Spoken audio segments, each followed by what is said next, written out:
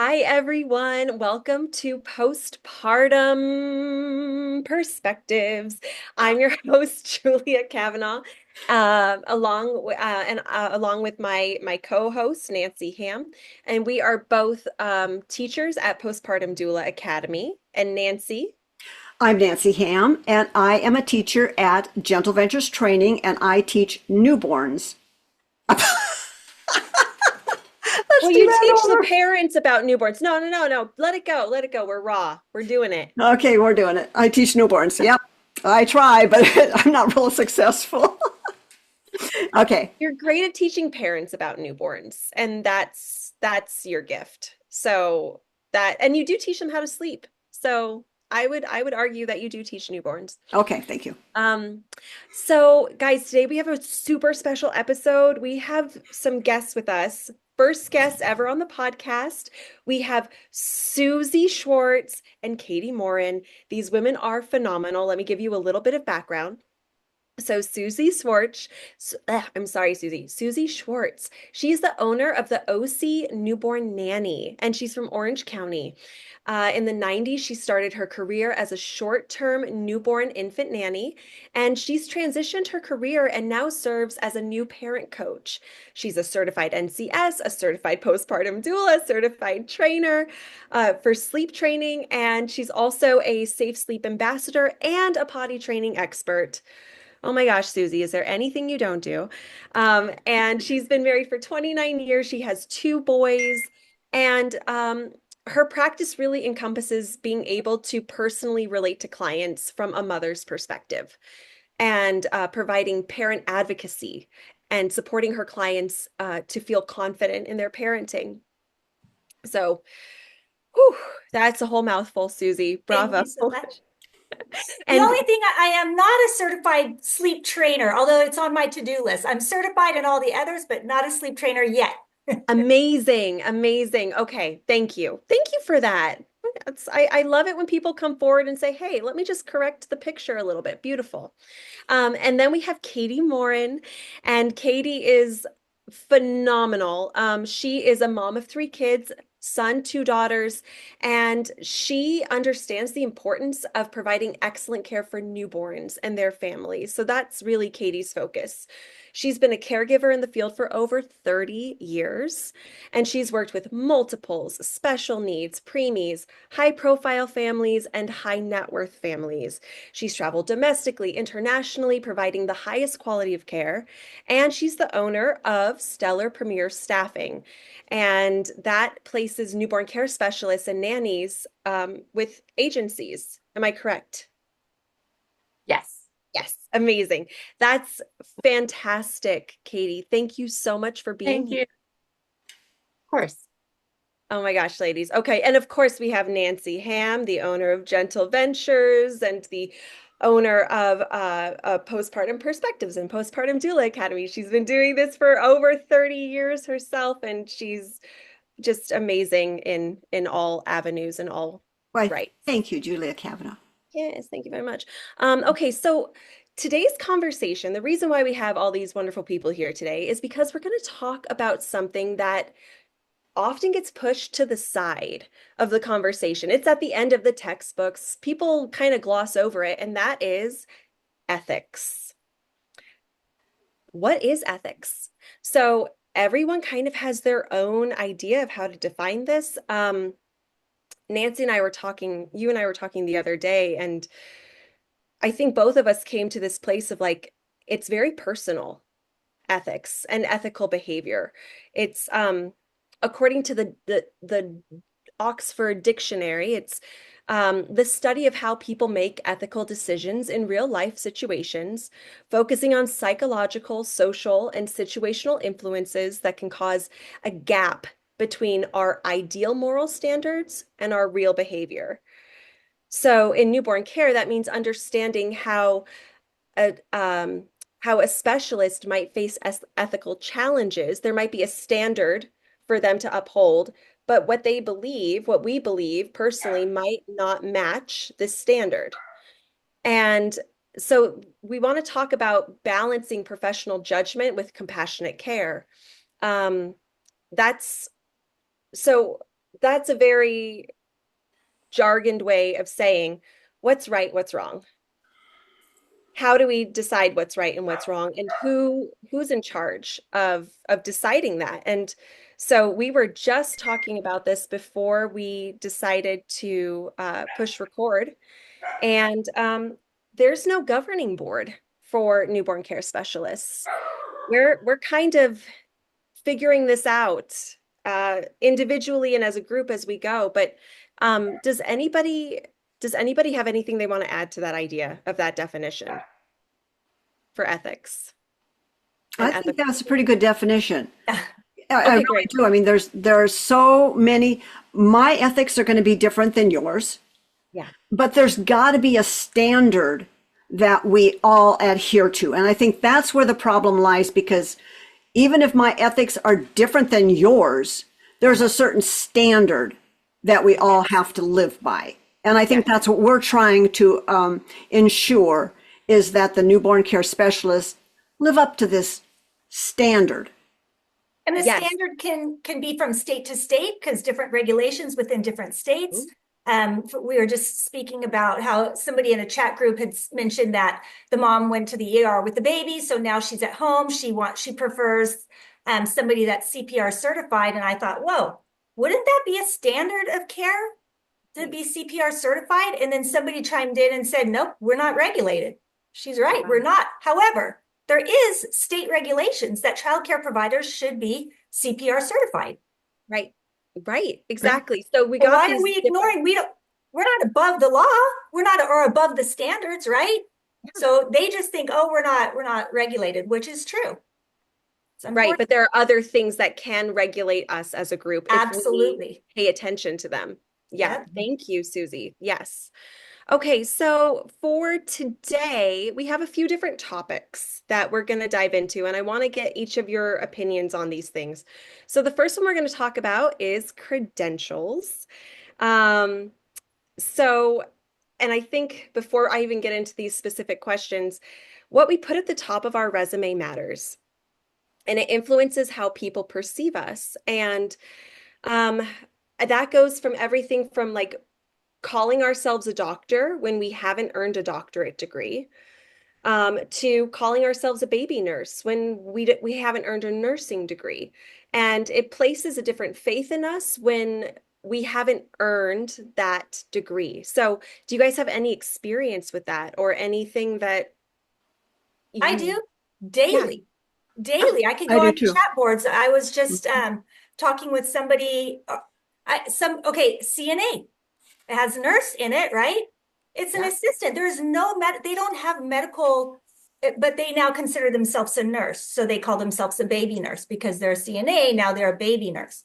It's like, and I started doing a little research, true baby nurse is like a neonatal nurse. It's disrespectful to call them a baby nurse. Wow. They don't like that. That's not appreciated. And also, baby nurse is, it's a slang term. And here's the hill that I'm going to die on. The NCSA, or, I think it was almost 20 years ago. So we're almost 2 decades into this, that the term baby nurse, night nurse was replaced and newborn care specialists came in, right? Yeah. But they're not letting go. Like the industry, the industry are not letting go of that name. I don't know why. It's a disrespectful name. It's a slang term.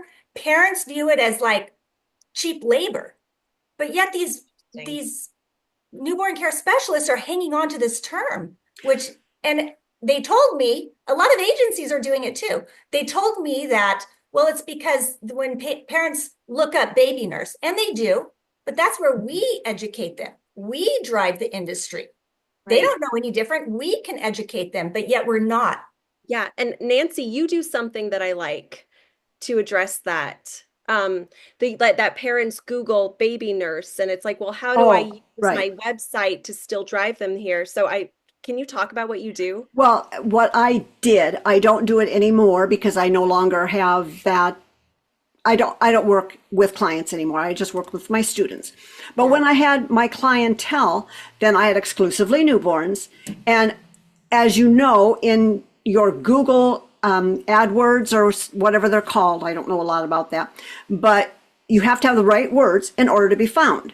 Yeah. I put myself Nancy Ham, newborn care specialist. Then I put in parentheses, baby nurse, with an asterisk on it that right below it said, I am not an RN. I do this for, I can't remember exactly the words I used. I do this for advertising purposes only, I think is what I said. Yeah. But that still didn't make it right, but it drew more people to my site, which gave me the business that I needed. So I know that a lot of the ladies do it because they think they're going to get more business. People want a baby nurse to watch their child because she is an RN, LPN, LVN. They assume. But if they're not, and you mentioned that it was on resumes. It's not just on resumes. They call themselves baby nurses on Facebook. They're doing in their marketing, they call themselves baby nurses. And I myself, I'm going to say this right now, and you guys may agree or not agree. When I find a baby nurse, a night nurse, I'm going to turn them into the nursing association from now on. That's my thing. I'm done messing around with these people who, when they call you and say, hi, I'm so-and-so, I'm a baby nurse, and I tell them why they can't be a name. Oh, yeah, but I'm still going to do that. I'm sorry if you disagree. I'm going to turn them in because that is not legal. It's downing our industry, and I probably have said too much. No, I had somebody, oh, go ahead. Oh no, well, I was just gonna say I think that's fair, and there was one other point that I think is important, which is that in different areas of the United States, right? You and I were talking about this earlier, Nancy, that like in New York, it's a very common term It for is. professionals to use. That's where the person got sued in New That's- York. That's and where it that's all still- started. Yes, that's still illegal in New York. Whether they, and a lot of them, a lot of Jamaican or people that come over from, I don't know where they come over, but Jamaica is the only one that I know.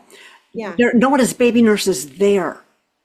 So they come over and think that they can use the same terminology For here. cheap labor. They're looking for cheap labor because I had a I family know. reach out to me. She said, Susie, I'm just going to be honest with you. It's very expensive. And I agreed. I said, it's certainly is. It's an investment.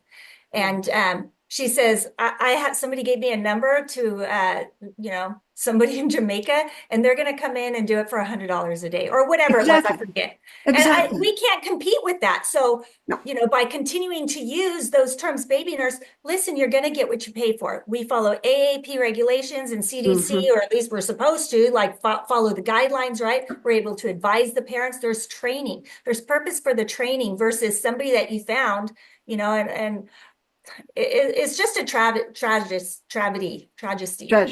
That word, yeah. Katie, what do you think of all this? Oh, I agree. I don't know how many calls I've gotten from clients that have had a baby nurse come in and something happened on the job where they needed somebody to come in and replace them.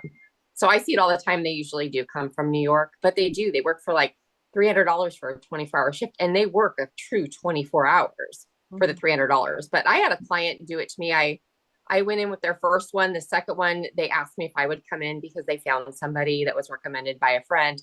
These people are super wealthy, and they're asking me to come in and lower my rate to $400 a day. And then they went up to like $450, and I'm like, I'm pretty sure no. Because when I went in the first time, they paid me my rate, but they had gotten a recommendation from a friend who keeps passing this baby nurse around. And of course, they ended up hiring her because I was not going to lower my rate. And then they called me like 2 weeks later, and she did something unethical with the baby, which is why we're here. And she's like, we'll pay your rate. And I'm like, sorry, I'm booked. Yeah. So, You get what you pay for. You get Exactly. What you pay for. 100%. Yeah. Another way that we could do it. See, I mentioned my husband has, he's a master in marketing. He just write a blog about the baby nurse. The blog will drive it. Now I know nothing about this because I'm a dodo. Anything I have to pay somebody to do it for me. But just write blogs all day long about baby nurses. It will drive people to your site. It is, but to put AKA unethical. I think that's unethical to put it in your. There's a lot of reputable agencies that use baby nurses. Unethical. And then they're saying I found out that they have like somebody that's on their Their that's staff. in their team or whatever that is but still we don't call them baby nurses. They are called neonatal nurses. And a Right. neonatal nurse has a different training. She's not trained as a newborn care specialist. And I have a colleague that works a lot with medically inclined children, or babies, and she works with teams of nurses, and she trains the nurses on how to comfort and soothe. It's totally different. Mhm. Even when I network with doctors, they'll say, or because I'm a potty training expert, a lot of the potty trainers or a lot of the doctors will send their patient to me, and I'll say, well, they're not trained. A pediatrician is not trained to potty train your child. They don't take a potty training training to potty train they don't have that training. They know how to medically fix your child, just like a baby nurse. She knows how to medically fix your child. She is not trained to comfort and soothe your baby. Case in point, I work with I've supported a lot of pediatricians in their home, also neonatal nurses. The neonatal nurses, they put their baby, and the audience can decide if this is factual or not. In my case, it's been my experience. They put the baby on the tummy. Mhm. I said, Oh oh my goodness. And they put items in the crib.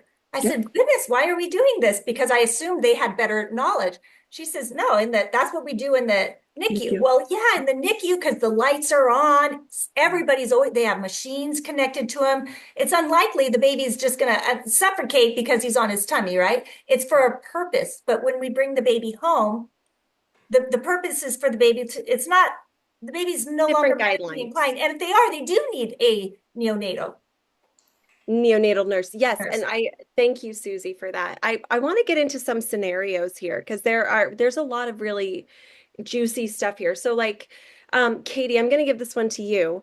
Let's say that you are talking to an NCS who's interviewing for your agency, and she says that she's certified, but she doesn't have any proof of certification. Like, how do you Oh, yeah. determine if someone is certified legitimately?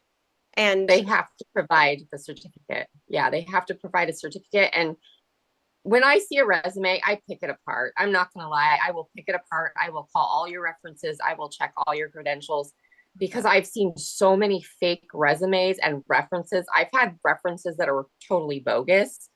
And you can see that too. Like you can see if there's a gap in the resume, or like say they're missing for 2 years. Well, what were they doing for those 2 years? Or I get resumes, me and Nancy have discussed this a lot, where it says newborn care specialist from 2007 to current, and nothing. That's it. There's no jobs listed, nothing. That just is, you could have had one job, you could have had 30 jobs. Like, I want to see like a very thorough resume, and I will check it. yeah. Well, what do you do if you find out that someone isn't actually certified? What's your personal? So I won't work with them, and I'll contact the people that I know that do place NCSs. Yeah. Okay. There is, believe it or not, we do talk as agency owners, and we know when somebody is not.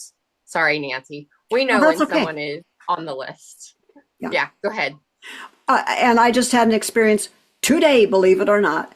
I've been going back and forth with an agency who wanted me to tell them that this person took my class.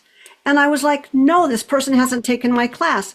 She sends me a receipt from PayPal and says, look, here's the receipt that she took her class. And I said, I've never seen a receipt like that, first of all. And second of all, it's not in my PayPal.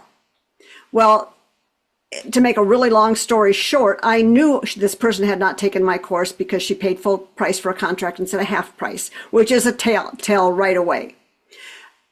And I got a rude word back from the agency. Oh, we just found out that she fraudulently has said she's taken a lot of courses and she hasn't taken any of them. So another thing they're doing is they're purchasing the course and not taking it. And now they're saying that they've taken the course. I don't know what the purpose for not. You can't do that, for instance, with my course, because I can look and see that you've listened to each class. They have homework questions they have to answer, and they have a quiz they have to pass before they get their completion certificate. Yeah. So you can try it, but it probably isn't going to work. Yeah, I've called when girls. So I'm not an agency, but I get I understand the value we bring to parents, and that's perceived. And so I get it. Just today, I had 4 parents. Matter of fact, I had to stop answering my phone because it's overwhelming at some point. They wanted the oh shoot, I lost my train of thought. Well,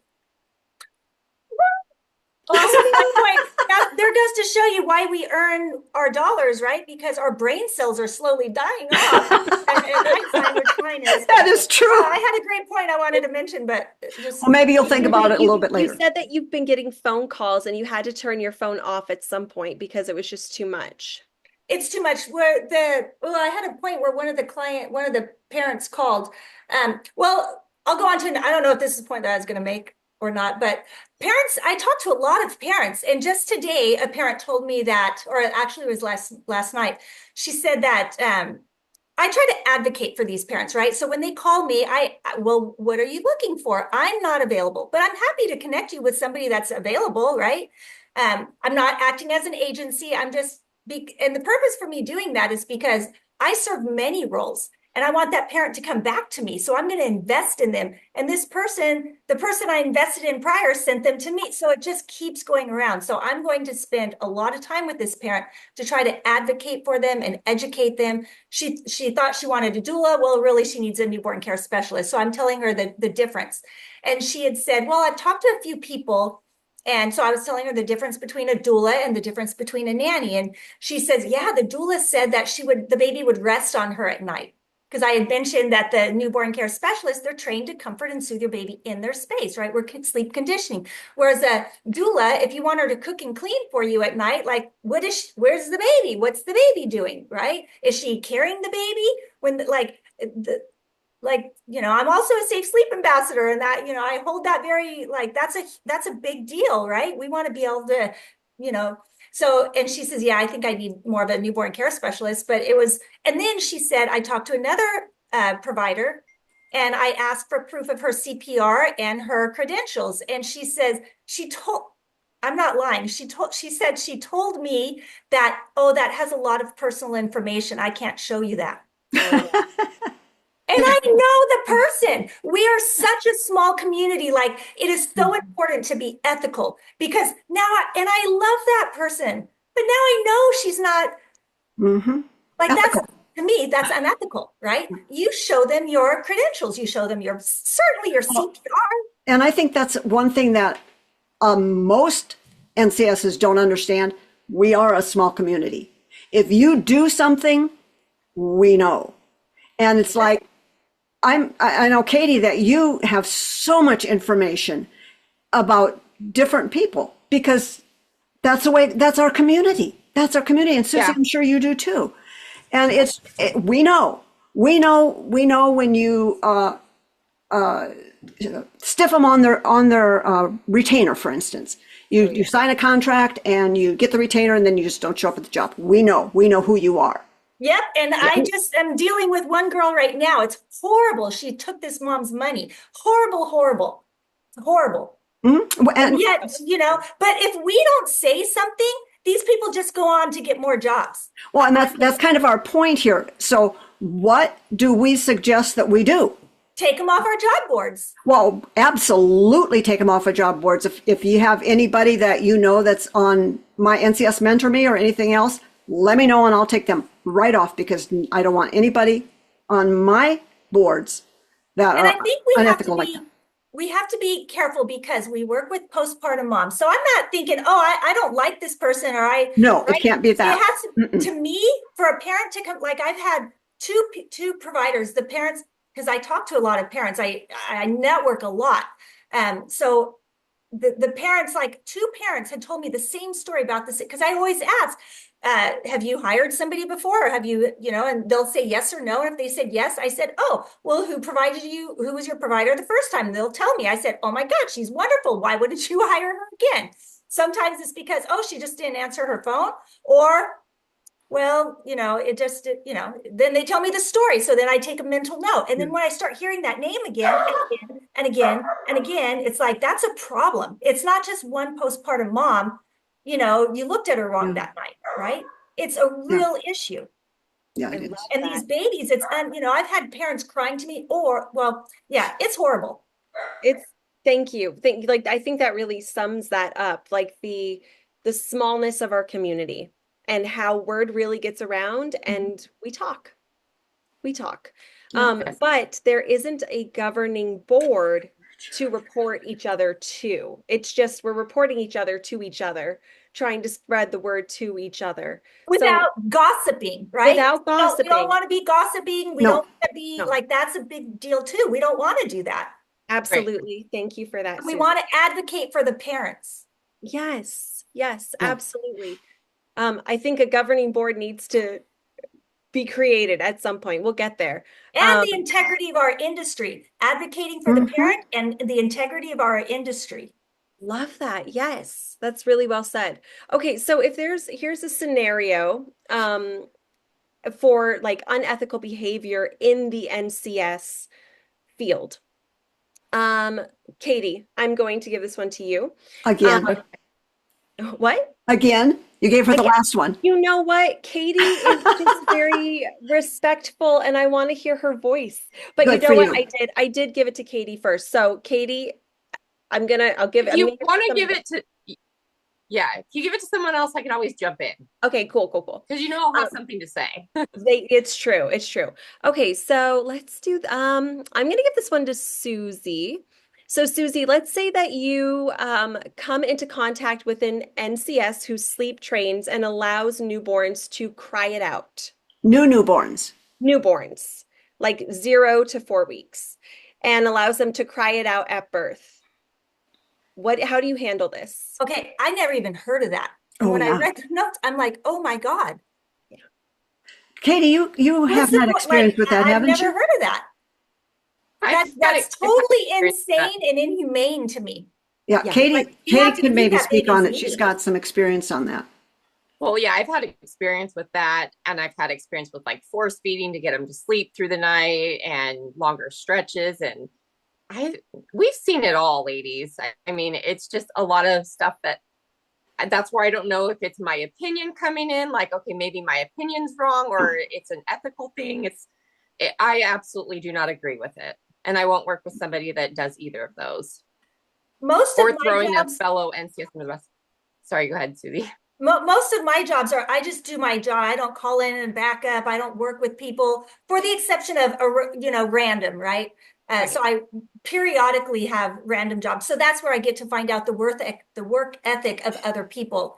And, some of them are, I even had one, her work ethic was so great that she hasn't had a night off since then. And I met her like 2 years ago, I think. Like every time a parent calls me and I'm booked, I'm like, but I know somebody, I'm happy to connect you. They're like, okay. And the mom said not only was she really amazing, but she overpaid her. And she said she gave me back my money. I had no idea. She says that's how great she was. I just trust her. She's just such a trusting That's person. great. I'm like, Yeah. wow, well, that's so beautiful. It is. It really is. Okay. All right, Nancy, this one's for you. A parent wants to use an alternative feeding method that you believe might not be safe. How do you handle this? Okay, well, I would take an alternative feeding method that's not safe to be like force feeding. Okay. And I'm actually dealing with that with someone right now. So first of all, you got to educate the parents. But a lot of times it's not the parents' fault. It's because the pediatrician has said, we need to get this baby's weight up. This baby isn't eating enough. We need to get 4 ounces in instead of 2. And so a lot of times it's the pediatrician who's causing the issue. So what I like to do is show people the mothers the formula of how much the baby should actually be taking to continue to gain weight. And then it's not your choice if the mother decides that she wants to force feed 4 ounces. I won't do it. On my watch, I wouldn't do it. But if she wants to do it, there's not really anything you can do other than tell her about food aversion, because a lot of these babies, Julie and I just had a podcast on this. A lot of these babies have food aversion because they're being forced to eat. And then pretty soon that's like feeding isn't fun for them anymore. So then they don't want anything at all. And then they have to be tube fed. that's not something we're looking forward to. And you have to educate the parents that this could happen to your baby if you continue this road. So I think education, to me, our job is just as much about educating the parents as it is taking care of the babies. Probably more. Probably more. Because Where do you leave? when I leave, I want them to be empowered to do the job without calling me, without they just know how to do it because I have been such a good teacher. That is what, yeah. So I'm not sure that if that's an ethical question, but it was a good one. Well, I think the ethics is, do you do something because a parent asks you to, that you To know a certain, isn't safe? okay, to a certain degree you do. This is their baby. It's not yours. And that's what so many NCSs seem to forget. That's that baby I'm taking care of. I've got to do it my way. No, that's their baby. As long as they're not endangering the baby, there's not a lot you can do. And especially when they have the pediatrician backing them up saying, this baby needs to have 4 ounces per feed. And that's when you check in with yourself and you say, is this something that I can sleep at night knowing Yes. that I'm a Yes. part of? And if the Yes. answer is no, I think you're the one who said this. It's not, if it costs you your peace, it's too expensive. Absolutely. Absolutely. All right, let's I see. also, when I work with parents, there's a good, I mean, sometimes we get in, we're like, oh boy, this is it. And that's where we learn the most, right? When we get these different clients. But for the most part, when parents hire me, depending on what they're hiring me for, right? Parents aren't hiring me that they don't want their baby sleeping at night. The parents that hire me want their baby to sleep at night. And it's a Yes. small, for me, it's a small, gradual process. And we can't even start until around 4 weeks. It really depends on the size of the baby, right? And then, let's get the go ahead with the pediatrician. I always use my resources outside of me. What does the pediatrician say? I lean on them because they're the medical, like the parent can't come back to me and say, well, you said, oh, we got the pediatrician, Yes. So that I've never had that issue, but I always tell a parent, we know how much a baby needs to eat per pound, right? So, and I learned that from you, Nancy. So 2.5 ounces. So we know how much he's supposed to get, a little more, a little less, that's okay, but that's the general idea. And also, if a baby is draining a bottle, that's for me when it's time to go up. If there's still left in the bottle, we'll probably set where we are. If the baby's leaving a lot in the bottle, 2 ounces, 1 ounce, whatever it is, half a bottle, well, that baby's going to collect on that tonight. So what is your goal? If your goal is for your baby to sleep during the nighttime, we need to make sure that baby's feeding in the daytime. I just got my first bottle aversion. I was brought in to do 3 weeks, and I made it through 2 weeks. The parent, she kept firing everybody, and I'm like, well, I have 3 weeks before each bite, so I'm gonna just roll the dice and see how it goes. And I made it 2 weeks, and then I told her, I said, I believe your baby has bottle aversion because he'll just leave it in his mouth, or he starts crying when I show him the bottle. I don't have a lot of experience in bottle aversion, but I have really great resources. They are feeding specialists. I said, let's get somebody in here to go through that. And so we did. We got somebody in there. They believe that there's nothing else. It's probably bottle aversion. So, and this mom wanted to stop nursing. So I'm trying to support her on that. I've only been there 2 weeks, and the last 2 nights is when I discovered it.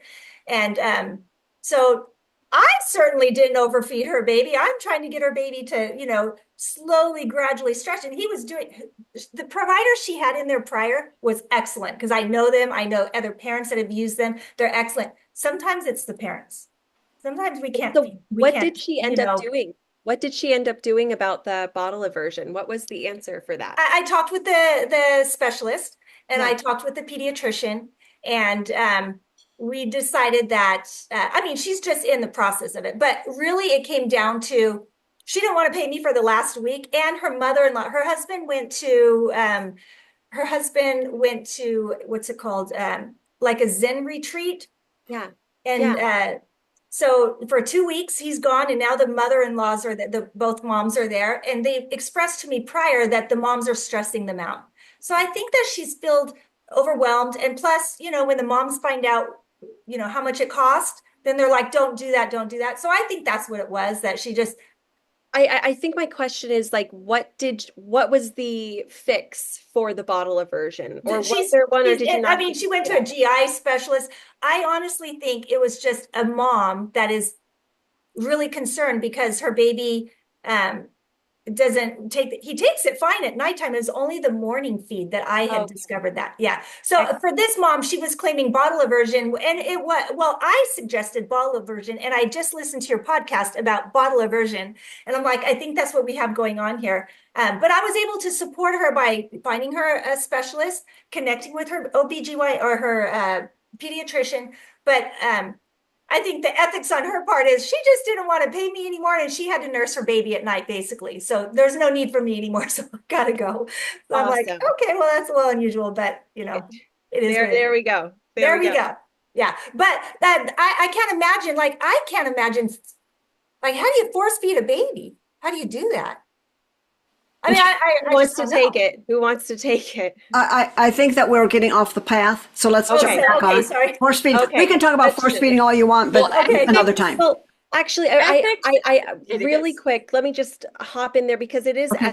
that is an ethical point. I think force feeding is anything that is, if the baby is showing distress and they are asking for a break, and we, as the caregiver, do not allow it. Right. We hold the bottle there. We put them in different positions, and we force the bottle to be in the mouth or the Oh, breast. yeah. You could force feed with the breast. So that's how we do it. So anything that's not acknowledging a baby's right to say no. Right. Perfect. Yes. Yes. Okay. But that's a great question because Mhm. I know people are listening who that helped. So thank you. Mhm. So we got another one here. All right, Nancy, this one's for, did I ask you this one, Nancy? The last one, or did You I asked me ask? the last one. Yeah. Okay, so Susie, um, whenever you see or suspect an NCS or doula of taking advantage of clients or using dangerous practices with newborns, giving clients unsafe information, what should we be doing with that? Like if you hear through the grapevine that this NCS is doing such and such. I don't take it through the grapevine. I take it from personal experiences. Great. So, or from a credible source, a pediatrician. I had a pediatrician call me and say, Susie, do you know somebody? Because I was booked. She says, do you know somebody? This client was traumatized. So I'm like, okay, yeah, let me reach out to my network. I called somebody. She says, Susie, right now I'm working with somebody. I'm just finishing up. She was traumatized by her. Like, that's what the mom said. I said, well, what is her name? And I said, can you give me your initials? Because I'm not trying to do gossipy, or I give me your initials. No kidding, same person. And as we speak, that person is just got fired from another job. I talked to you about this, Nancy. This is the fourth person that she just keeps going and going and going and going. And It people is keep horrible. hiring her. This has got to stop. Yeah, because she gets referred, because she has a wonderful website. People refer her. I referred her because she was in, listen, she's a really nice girl. She's very nice. Um, she just really sucks at her job. And I only know that because the parents tell me. It's not that I Yeah. don't like her or that, she stole my job or any, it's because Yeah. she's just not good at her job. Yep. There's a lot of those out You there. can't, again, we work with postpartum moms. So sometimes, and we can't please everybody, but if you're not able to please the majority, that's a problem. It's a problem. I have a question. Go So I see that a lot, especially down here in the Bay Area, where people refer anybody and they don't do the research. And these same girls are getting referred over and over again, and they're not checking and they're getting fired. And it's like, if you're going to put your name out there and say, I refer this person, you need to make sure that they are safe and checked. And even though I run an agency, I mean, these people, there's a lot of people that are on a do not place list. And those people that are referring these people out, they're putting their name on the line. Mm-hmm. So that's I another just thing talked to a helpful. parent. I was networking with this person. I posted on our job boards. I'm wanting to network with people in my area. You must be safe sleep, practice safe sleep. You must be ethical. You must be professional. You must all these things. And then so sometimes people will reach out. And then I say, if you align to those values, I would love to meet with you. I am not an agency. I'm not acting as an agency. I tell the parents, I'm not an agency. If I refer them, it's because this is what I tell the parents. It's because we're a small community. We know each other. So we know the bad ones. So I could help steer you from the bad ones, but I don't want any association to the person. If you pick them and they're not your person, I don't want it to reflect on me. You And have it to will do your due reflect on you. diligence. And it will reflect on you. No, I tell them it. No, that's what I'm saying. If you do refer them out, it does reflect on you. Well, So- no, I don't think so because I've had parents where it hasn't reflected on me. It even goes in because I will 100%. I'm in the middle of it right now with this person who I referred her to a lot of parents, and I referred her to one parent, and that I said it's not an ideal job because it's like for 5 nights and 4 nights and 3 nights, and she's like, I'll take whatever. I'm like, okay, and then. And then I referred her to another job that's months apart that it would bridge into each other. And that was an amazing job. And I called her and said, hey, my colleague needs somebody for just 2 days. The mom is, just got a lot going on and she can't help her for 12 hours, 7 days a week. Would you be interested? She says, yes, I want to work as much as possible. I said, okay, so she needs just 2 days. She goes into that home. My colleague now has no days. The mom hired her, the one that I referred, for 7 days. And I called her. I said, you can't do that. That's like unethical. We don't do that in our industry. She says, I can't help it if she liked me better than the other mom. It was for a twin job, and the other NCS brought her up to her rate, which was $70. And at this time, that was a good rate for a twin job. And she was making $50 at the other job. Of course she's gonna, right? I said, well, how is that going to work with your other client, our client, right? And she says, don't worry about it. I'll figure it out. I told her I'll show up. No, because this gets so bad, but she was talking to other people, having them go in with that mom. You can't do that. We already agreed that if you agree to the family, you don't send in other people. Parents don't want that. I have an invested interest to this parent because if they have another baby, I want them to call me. If they need potty training, I want them to call me. If they need sleep training, if they need parent coaching, I want them to call me. So I have an invested interest with this family. And then I was able to get her to give the money back, which it took forever to get that money back. When I found out that she kept lying and lying and lying, I'm like, I got to tell this parent that she's unethical. Yeah. And she wasn't going to be able to take the job because she committed to another family that full time, right? She committed to them, and she was trying to farm out the other woman's job. Wow. So you can't do that. You interviewed for that job, and this person, man, she's solid. So these are the people that are in it for the money. She comes across, she's got great. So when I met with her, she said she worked with 2 different agencies. She told me her. So I called, cut out, she fit the bill. And that's when I referred her. And I referred her to one client first just to make sure that she was okay. And then, and it helps my business by being able to refer them because, again, I stay in contact with this parent. Now I have a bridged relationship with them. Exactly. So that's the purpose for me doing that. I love that. Nancy, what were you going to say? I don't know if I remember. I think I was going to say these are people that are in it for the money. They're not in it to help their clients. And the other thing is, if she probably doesn't even look at that as unethical. And that's the scary part of it. A lot of these people just do it because they want to make more money. They want to get ahead, and they don't think this is an unethical thing to do. This is not how we treat our clients. We can't treat our clients like this. Can't treat colleagues like that either. You can't or colleagues. Absolutely. Absolutely. And it's funny because she got fired. The mom fired her from that job. So she doesn't have that job. And then she didn't get the other job, which was an amazing job. She didn't get that, but she did take $13,400 from her and will not return the money. Wow. Wow. That's That's horrible. Let's So what am let's I go doing? ahead. Now I'm going into the parents, I'm providing them ongoing support. I go in and do newborn consults because I offered that a 3-hour consult. So I go in to save my face because I want to have that relationship with the cleanup families. work. I'm It's trying to cleanup. make it right for them. It's like, what a horrible experience.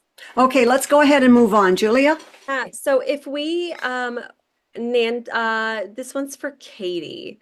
Um Katie, if you suspect that there is postpartum depression or anxiety, but the parent resists help, what is your ethical obligation as a newborn care specialist? What I've done in the past, because I've had this happen, actually, Nancy sent me to a client a long time ago where her client's sister had postpartum depression to the point where I went and I did 36 hours straight with her.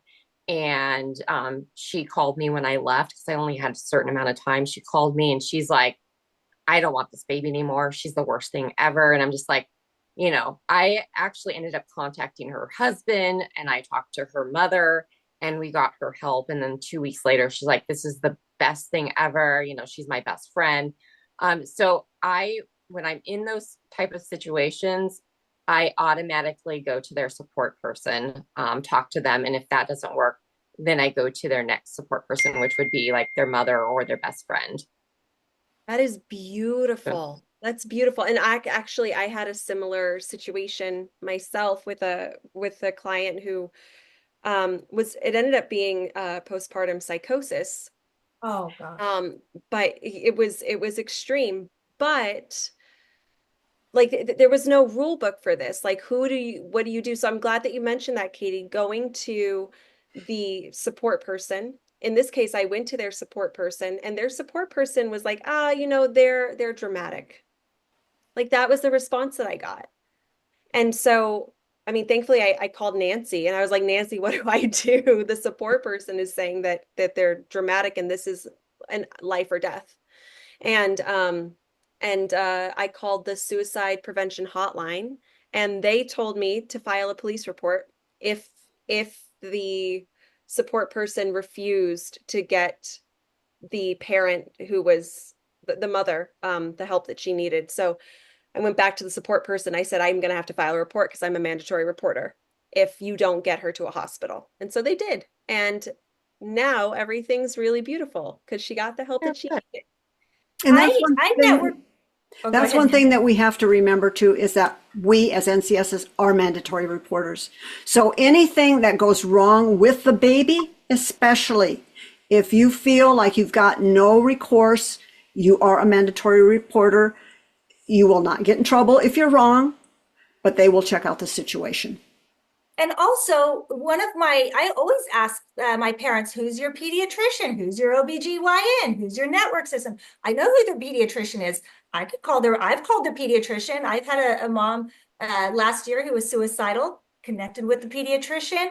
I network with a lot of the several therapists because it's a very personal thing. Some therapists, don't jive with the parent. So I try to get as many different providers as possible so I can give the parent options. So I asked the parent, I leave the pamphlet for the parent. I asked them if they've got to, check in with somebody, call somebody. If they said no, I said, okay, maybe this week. Let's do that, right? So I'm not like putting her under pressure, but I'm giving her some kind of a like parameter, like this week. And then I talk to them and I say, these feelings that you have, we can't just wish them away. We can't just sleep a good night and they just magically go away. These are like a hormonal thing. And so if that's something that maybe you're feeling, we need to look deeper into that and let me support you by getting you some resources. The little doula-y of you. I love that. It's coachy too. And I'm that's a parent coach, so that's where my yes. weave it all together. I love that. Yeah, exactly. Because we're not just there. We don't have to just be there for the babies. We can also be there for the parents. And I think I'm all about the mama. So that me mama too. can be the best for her kid. I really connect more with the parents versus the baby because I'm there to support the parent so that she can best support her baby. And I just do the work while she's asleep. That's how Agreed. I feel too. Yep. Yeah. Okay, let's do another one. Let's go to like contractual issues. So let's say that we've got someone who's taking a retainer and then they're backing out last minute without sending the backup money. And this has happened a lot of times. And I think we've already even mentioned us having experiences like this. Um, and now they're sending in other people to meet with this client who the client hasn't agreed to meet with. Um, is that ethical? No, it is not ethical. It bothers me so bad. Parents do their due diligence to hire somebody, right? It's very, there's a personal connection. The parent needs to trust us. And so many times, this just bothers me so badly. So many times the NCS will take a job, she'll land that job, and then something better comes along. So then she sends in people there, and then something better comes along, and she sends in people there. So when I connect with parents and I ask if they're shopping around. If you're shopping around, which I encourage you to do, here's some questions to ask. When you commit, what does that mean? When they say that if I'm sick, my backup will come and back me up. Well, how often do you get sick? Is it normal that you get sick often? Like, I've been doing this for a long time. Of course I get sick, but so far I haven't ever had to call in backup so far. And that watch, I'll be stricken, almost dead now. But I never had to call in a backup. So how, put on a mask or ask the parents, right? I have had a COVID thing where the parents had COVID. So then we took a few nights off. But how often does that happen for us, right? How often do you have emergencies come up? I've had two parents where the NCS bailed on her last minute. She was calling me on her way to the hospital. And the NCS knew she was going to give the job up. And this is when I was new at overnight support. She called me 2 weeks, asked if I was available. Yes. And then didn't hear back from her. Then she says, oh, go interview with this mom. Go call the mom. I called the mom. And then the mom the next day is off to the hospital having her baby. The NCS knew a minimum of 2 weeks, but she was trying to land that other job. So I asked mom, why did she say that she couldn't do it? And she says, oh, she said she had arthritis or something. I'm like, oh my God. Happened a second time. This poor mom had to have 3 providers because I only had 2 nights available. Another one had 2 nights available. That's how I ended up working with different people because one NCS screwed a parent. And so this, that NCS, she said that I said, well, why did she say that she couldn't make it? She said, oh, her parent died. I'm like, oh, there's always a reason. Oh, she's on our job boards talking about it's so small, right? Flat out lie. Her mom didn't die. Did you tell the client that? Did you tell the client? Yeah, she told I didn't tell the client that. I said, oh, that must be horrible. Yeah. No, because I'm trying to preserve the integrity of our industry, right? Thank you. Yes. But I do tell parents now that that's how I try to advocate for them. What does that look like when they send in? Because a lot of people, they'll take the job and they'll send in their daughter. It's like they didn't hire your daughter. They hired you. It's true. I could go on and on about this. I love it. I love your gusto. I love it. Nancy, not being completely transparent to your client about the baby's activities or needs. What do you need to do, or what do you do when your client doesn't want to know anything bad that's happening with the baby? And by bad, we mean let's say she's super anxious and she doesn't want to hear if you think the baby's having a butt rash because of something she's eating. She can't handle the baby not being perfect. Julia. Yeah. You need to answer this question. Julia's gone through this experience, so she's the one who needs to answer this question more than me. I know what I would do, but you've actually experienced it, and I think you need to answer this one. No, that's it. Thank you. No, I had a mom, and I was specifically asked by the support people to not tell her anything bad. Don't tell her if the baby seems to be fussy. Don't tell her if the baby's got a diaper rash. Don't tell her if just don't tell her things because she can't handle it. So what I was instructed to do was let it go for up to a week. And at that week point, if it was still happening, then I could mention it in a very lighthearted way.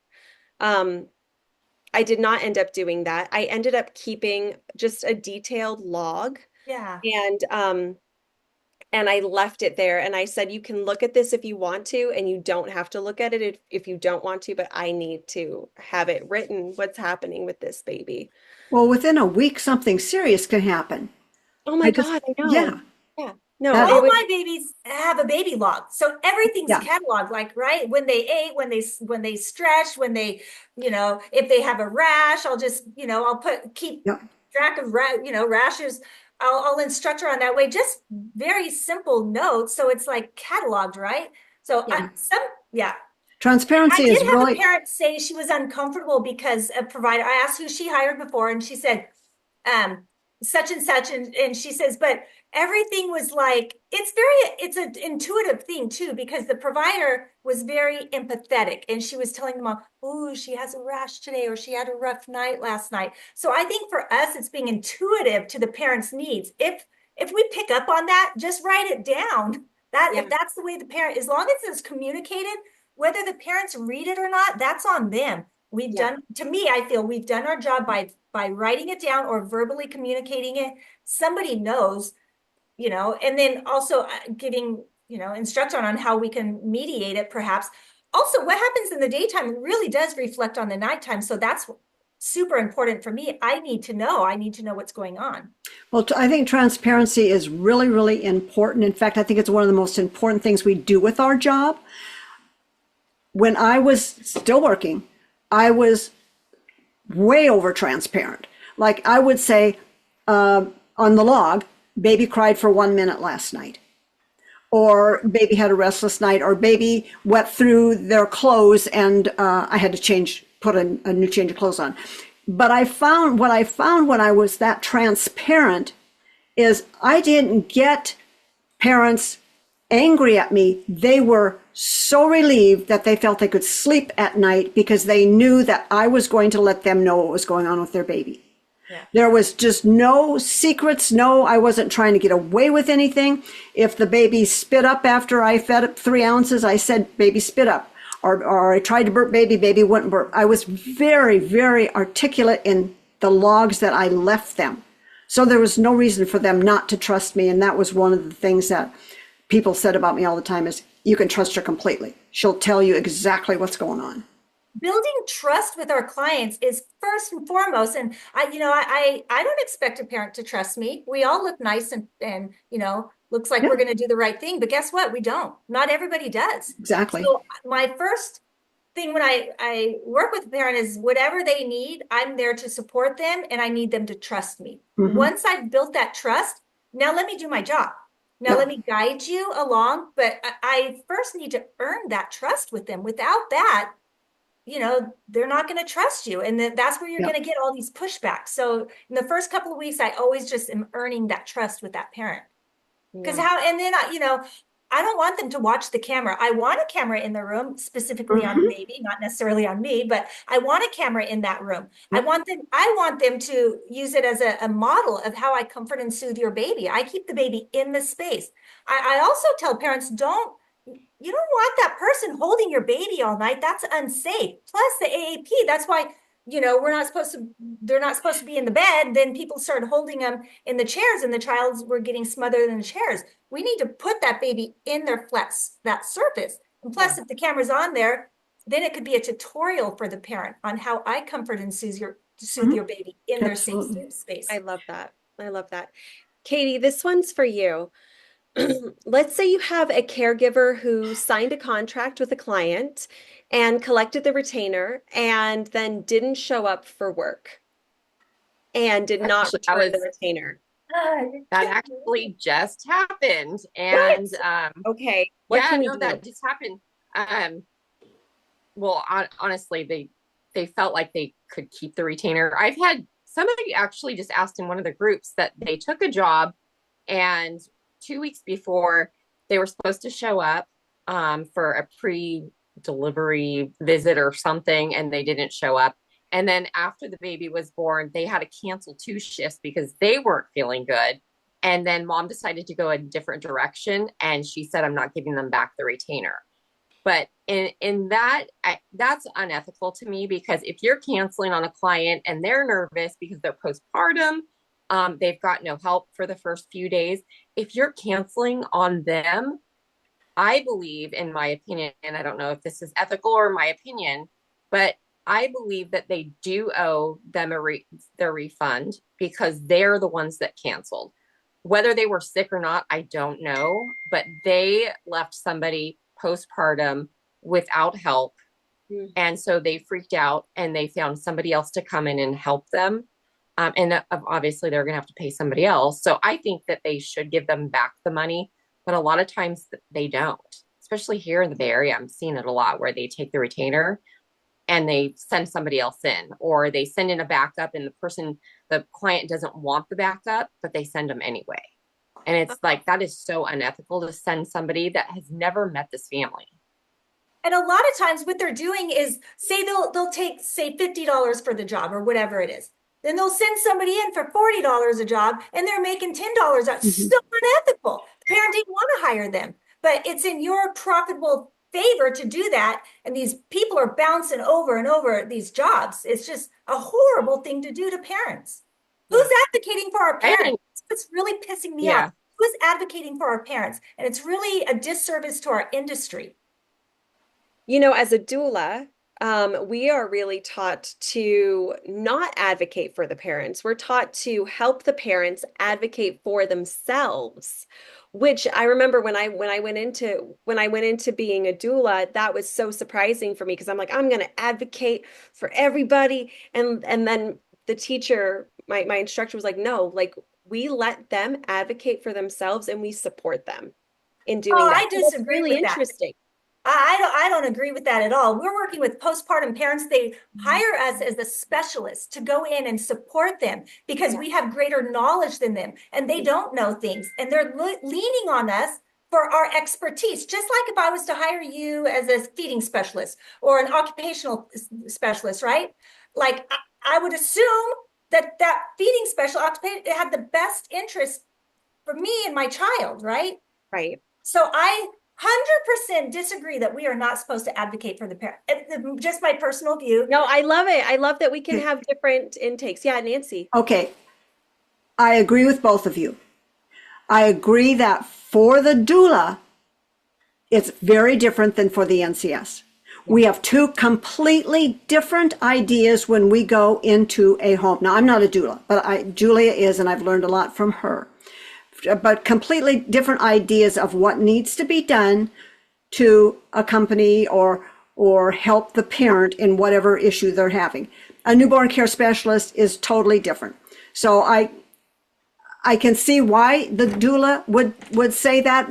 Yes, they are postpartum, but they're dealing with a postpartum mom who doesn't want to be told what to do. Whereas when we're a newborn care specialist, we're dealing with an infant and the mom doesn't know what to do. That's a really good differential point. I agree. That's a great I love that distinction, Nancy. I trained as a postpartum doula. Yeah.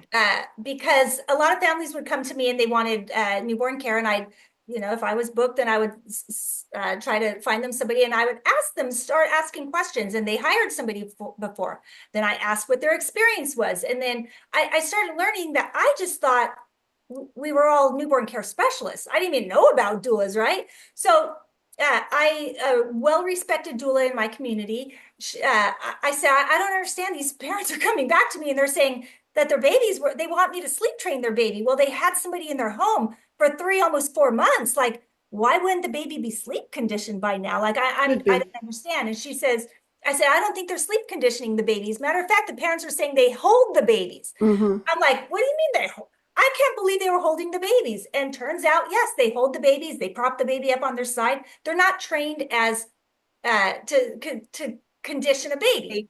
And so my colleague says, no, Susie, it's the same. It's the same. I said, I don't know, because the parent's experience is different. And she insisted it was, and I love this woman. She insisted it was the same. So I went and got trained. And then I got certified, and I can unequivocally say it is not the same. But when I advocate for parents, I tell them it is not the same, although some will disagree. Here's the difference. Yeah. And then I'll say, what do you prefer? Do you prefer a doula or do you prefer a newborn care specialist? And usually when people reach out to me because they want their baby sleep conditioned, I'm not getting a lot of the crunchy mamas and the, right? So I fit a different category. So I'm going to, so usually those moms want their baby sleep conditioned. So if they call a doula, they're not going to get that. No. And it becomes a disservice to our industry. That's where I'm so, I'm going to die on this hill too. Our roles mean something. A newborn care specialist, a doula, a sleep trainer, a night nanny, a babysitter, right? A night nanny is not a babysitter. Or a nanny is not a baby, right? We all have different roles. And I think that we're causing problems for ourselves when we mix those roles. Just like a nanny is expected to be the laundress, the housekeeper, the chauffeur, the cook. That's a problem. Who's watching the babies? Yeah. Yep, I agree. So I think it's really important that we define our role. And of course, there's a little bit, right? Because I'm a newborn care specialist. I do parent coaching. It's all circuming, but I'm not cooking for them. I'm not, I do baby laundry and, the basics, right? The Right. sterilizing, but. And that's where the contract, I think, really comes in, where where you can be really clear with your clients, like, look, this is what you can expect from me, and this is what I expect from you. And here's what's going to happen if either of us doesn't deliver. Here are the consequences spelled out in the contract. That's where and I know plenty of doulas who don't do contracts because they're like, it's just a vibe thing. You feel your clients, and they've had success somehow, which is amazing. I'm happy for them. I don't think it is the safest thing. Okay, I'm gonna pick one more question for all of us to end on and wrap this up, which is, and this is for all of you, I want all of you to answer this. What is the toughest ethical decision you've ever had to make? I'm going to start with Nancy. Don't start with me because I have to think about that. Nancy. Okay. I've got one. You got one? Okay, Yes. Susie, Go for it, take Susie. us home. Okay, so I was, a mom reached out to me and I wasn't available, so I couldn't support her, and I didn't even have time to find her help. But in my local group, somebody was looking for help for her. I said, I think it's the same mom, and she says, will you do the job with me? And I said, well, I only have 2 nights available, and it's only for a certain period of time. She says, that's okay, let's just do it. And so we did it. And this mom was the suicidal mom. And I assumed that the other person was a newborn care specialist or at least a doula, right? Because she was in our local doula group. And things were happening. And I'm like, nothing lines up. Like, she didn't even clean her bottles for her breast pump parts. Like, it was just the little things that were huge. Also, the baby, like, she just didn't know common things. And I started picking up on these when I would go in. I'm like, I even dropped off diapers because I was a coterie ambassador. So I'm like, let me bring you some diapers so I can meet the other provider. And turns out she was a babysitter. And and I ended up calling her out because, like, the mom was suicidal, right? And the mom liked her because she was willing to go there on Christmas, and do the days that nobody wanted to do. So the mom was grateful for that. And the mom was grateful because she put a cover on her, at nighttime, and she was nice to her, but she wasn't caring for her properly. And I ended up calling her out, finding other providers to come in and support this person. When the mom did tell me that she was having suicidal thoughts, I'm like, okay, deal breaker here. Code of ethics for me is whoever the lead is, I follow the lead, period. That's it. Awesome. And the mom kept asking me questions. I'm like, that's your expert. You want to listen to your expert, right? You listen to your pediatrician, your expert, your psychologist. Those are your experts. I'm only here 2 nights. If I give you my version, it might be different. And we're all a little bit different, and I don't want it to confuse you. So then one night I went there and the sound machine was up the highest, right? And it was under the baby's bassinet. It pierced my ear, like whatever brand this was, I don't know. It was really, really bad. And I thought, well, that's weird. And then it happened again on another night.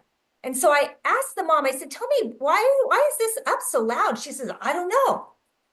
Well, when I called the babysitter, she said, oh, I just thought you had a rough night. Well, what the hell does that mean? She thought I had enough. Turns out the mom said she wears ear pods. And I think the NCS, what she did, and this is just assuming, right? She put on the sound machine so the mom can't hear her baby crying. She had her ear pods in, and the baby just went at And night. so did she. And so she just slept through it too. and that's where I called in my colleagues. I'm like, hey, we got to help this mama. And then in my network, I was called out because the girl lost her job. I didn't lose her job for her. She No. lost her job for you. So, okay, then you don't like me.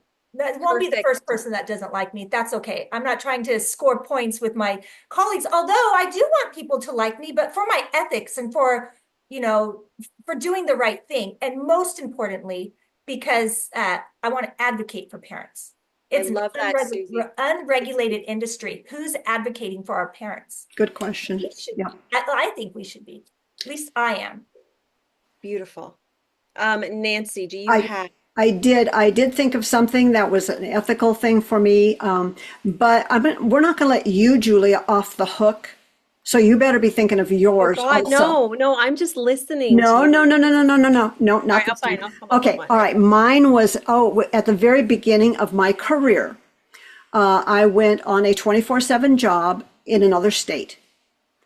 The mom and it was for 3 months, and the mom and I did not get along at all. Everything I did was wrong, and maybe it was because I was early in on my career, but I don't think so. I think that she was just being a bitch. We'll say that.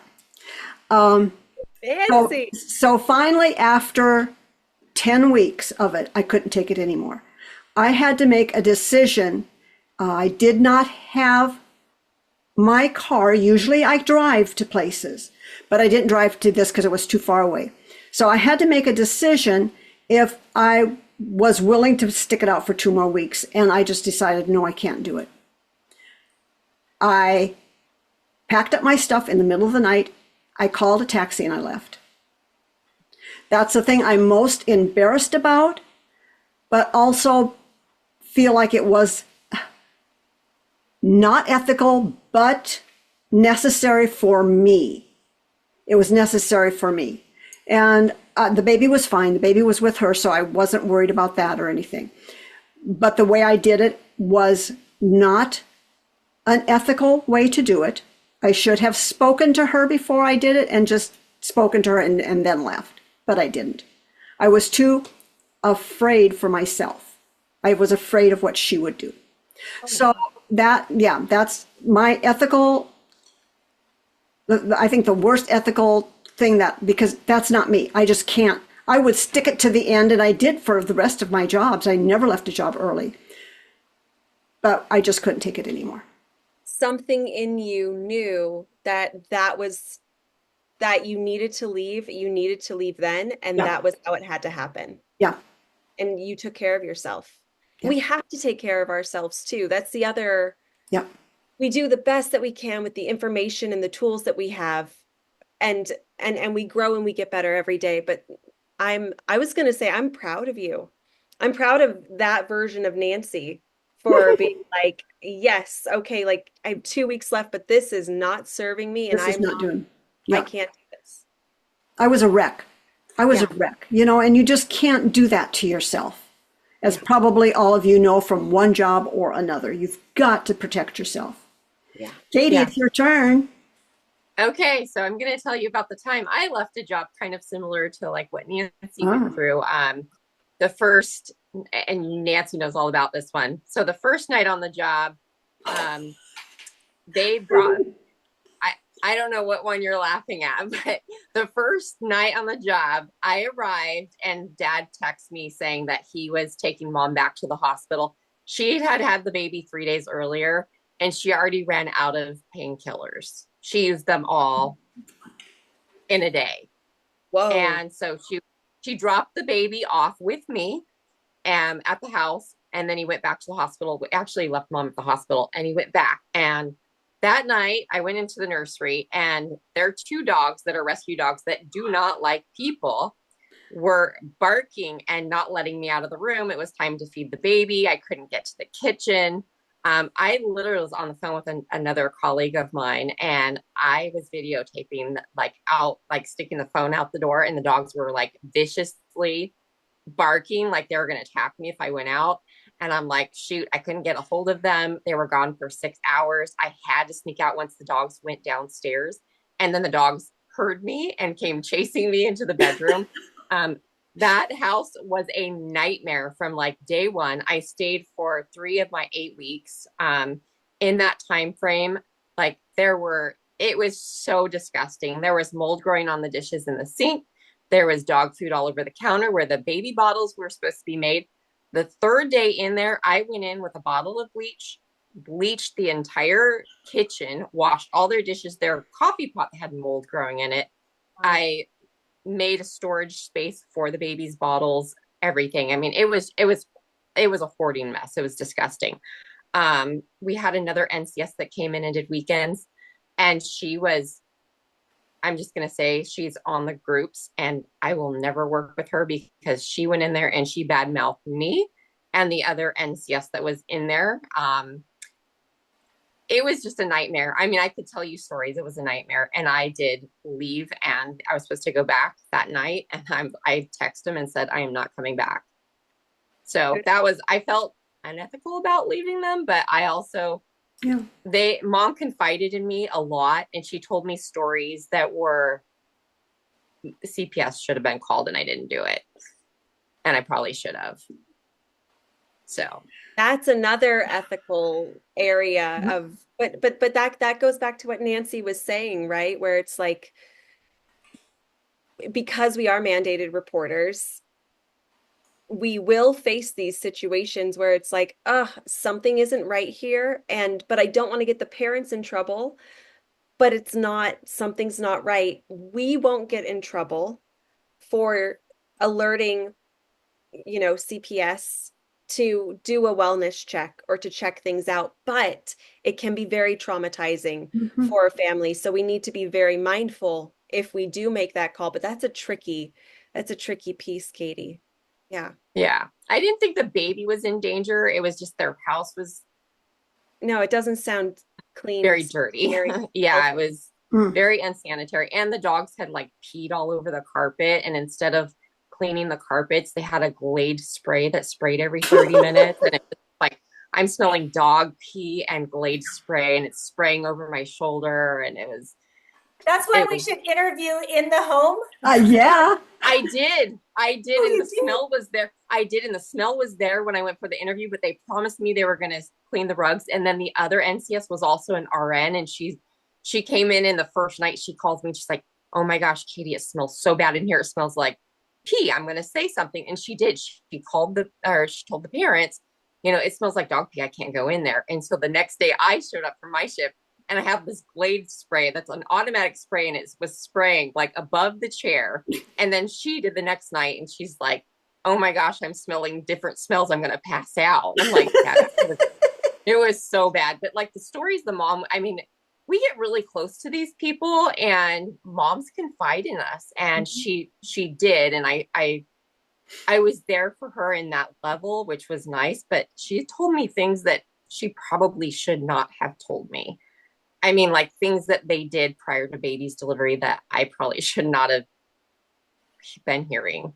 Yeah. That's why I have resources for parents. For organizer, I have an organizer that will come in. I have a sanitizer that will come in and sanitize the room. I've never had a parent that needed that, the sanitizing, but I have I have somebody, and I leave them the resources, and I'll follow up and see if we need to call somebody. So to give them a peace of mind. And that's what we're trained to do as doulas, right? Like we are the resource, we are the bridges, we're the connectors. Yep. We have the list of resources. And that's what I really hope that with Postpartum Doula Academy, as we train postpartum doulas with the newborn care information that newborn care specialists have, that they can do more of what you're talking about, Susie, of like, yes, I'm here for the baby, and I have a lot of knowledge about how to take care of baby, and I'm the connector. I can connect you with whatever we need. And I also think it's important that I take names, like I know who's who. So when somebody reaches out to me, I had a chiropractor office, they reached out to me and wanted to network with me. And I knew them because I've had clients that said that they were great. So I'm happy to refer them. I'm not referring you because you think that I'm nice and right. I'm not It's referring 'cause my they're friends. good. I'm referring people that other parents have had excellent experiences with them, or they have a reputation in the community. I'm not just referring just whoever. And I think that's important for us as providers. People don't just refer us because, well, we shouldn't be referring our friends. We should be referring people Mhm. that are qualified and trained, because that does reflect on us, you know, and it really tarnishes our network. I know a lot of nice people, nice providers, but if they're not gonna, you know, if they're not gonna do a good job, and those people are so reliant on others, right? They're not getting their own jobs. Listen, there are more Mhm. families out there than there are providers. They'll come to you. If they're not coming to you, what's that saying about your job? Like, what, not necessarily, but do you know what I mean? Like, Yeah. they tell their That's friends, a their good note to colleagues, end on, what's actually. that? That's a good note to end on, actually. Like if there are more families out there than there There are are. NCS's doulas. So if they're not coming to you, what needs to Why? shift? Yeah, why? Do you need to do more advertising? Are you being ethical? Are you doing a job worthy of being referred? You only need to do one good job, and that parent is going to refer you to her family and friends. They're going to refer you to their family and friends, and so on and so forth. And you will never go a day without work if you are doing an ethical job. Yay! Oh, That's I really love that. good. The bow Yeah. on the podcast. Okay, everybody, thank you so much for listening. It was such a pleasure having all of you here. And Nancy, we'll see people next week. Yeah, and we got through about a quarter of the list. So we may do this again on different subjects. But thank you, ladies. We appreciate your input Oh. so much. My Bless you. pleasure. My pleasure.